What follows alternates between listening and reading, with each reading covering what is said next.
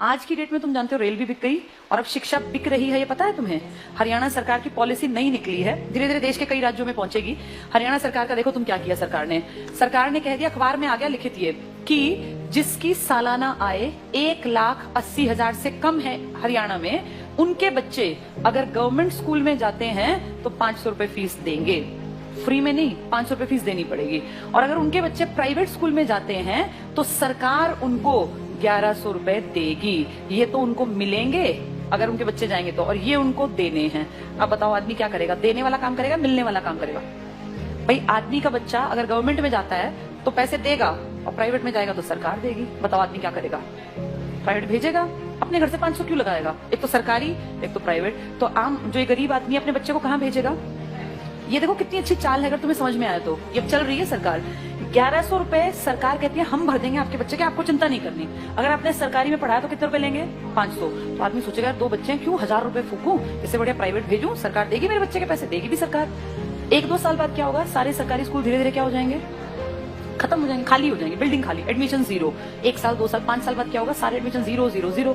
फिर सरकार दिखाएगी बजट में कि तो घाटे का नुकसान का सौदा है, सरकारी स्कूल बंद पड़े हैं जी, बिना बात इन टीचर्स को हम इतनी सैलरी दे रहे हैं, चपड़ासी रखे हुए हैं, हेडमास्टर है, कोई बेल बजाने वाला है, बच्चा तो कोई आता नहीं। तो कहेंगे काम करो, इसको बेचो, इस प्रॉपर्टी को बेचना स्टार्ट करो। सरकारी प्रॉपर्टी है, हर गांव में सरकारी स्कूल है। आप सोचो कितने स्कूल होंगे भारत में। धीरे धीरे करके अगले आने वाले 5 से 7 साल का भारत ऐसा बता रही हूँ मैं, जो होगा देखना तुम्हारे सामने।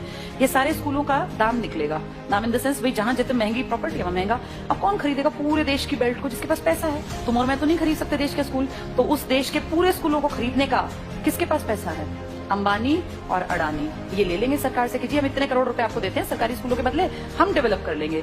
और फिर सरकार 1-2 साल बाद कहेगी हम बहुत नुकसान में जा रहे हैं, हमारे बस की 1100 रुपए देने नहीं है। अब गरीब आदमी फंस गया, उसका बच्चा उस टाइम तक 7वीं में पहुंच गया, मान लो पहली से स्टार्ट किया था, 5-6 साल दिए पैसे, अब अटका दिया, हम तो नहीं देंगे पैसे, पढ़ाना है पढ़ा लो, तो अनपढ़ रख लो। अब वो बेचारा गया कि वापस सरकारी में जाके देखो तो सरकारी पे तो ताला है, बोर्ड बदला हुआ है। किसके पास है वो बोर्ड? अब अंबानी। अब अंबानी अडानी प्राइवेट स्कूल है, तो वो जाके फीस पता करेगा तो भैया मैं तो नहीं पढ़ा सकता।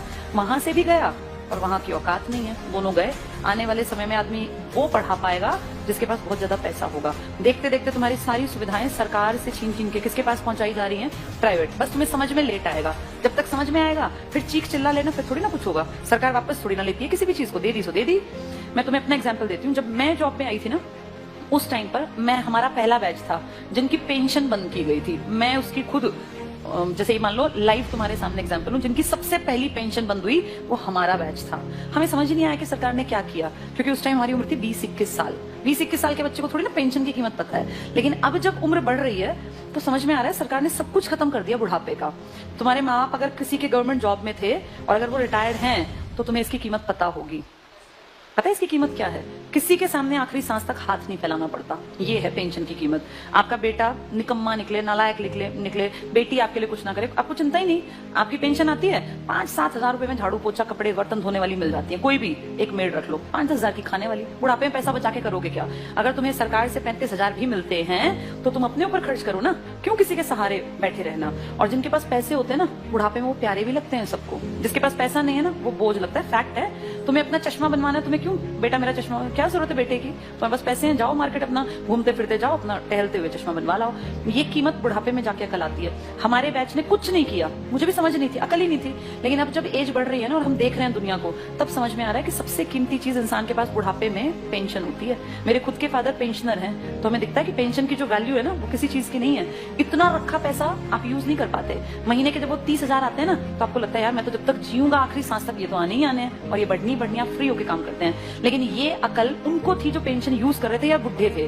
पेंशन रोकी किसकी गई? जवानों की, जिनको अकल नहीं थी। हमें थोड़ी ना अकल थी 20-21 साल में कि पेंशन बंद करने से किसी ने कुछ कहा ही नहीं। सरकार ने सीधे कह दिया अब के बाद आगे जो बच्चे आएंगे नौकरियों में उनको पेंशन नहीं मिलेगी। अगर हमें अकल होती, सारे देश के लोग आवाज उठाते तो ना बंद होती पेंशन।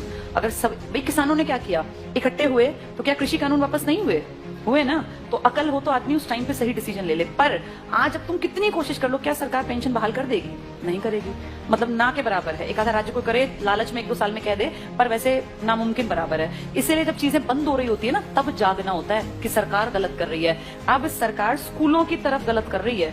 इसकी अकल 7-8 साल बाद की जनरेशन को आएगी, जब वो देखेंगे कि पढ़ाने के लिए ना तो सरकारी बचेंगे और प्राइवेट मुंह खोल के पैसे मांगेंगे। अब या तो पढ़ा लो या तो अनपढ़ रख लो, फिर फंसेंगे लोग। प्राइवेटाइजेशन करना गलत नहीं है, लेकिन कुछ फील्ड सरकार को रखने चाहिए जिनमें शिक्षा भी आती है, स्वास्थ्य भी आता है, रेल भी आती है, पब्लिक ट्रांसपोर्ट भी आता है। ये तो हमारी बेसिक नीड है, ये तो कम से कम दो हमें।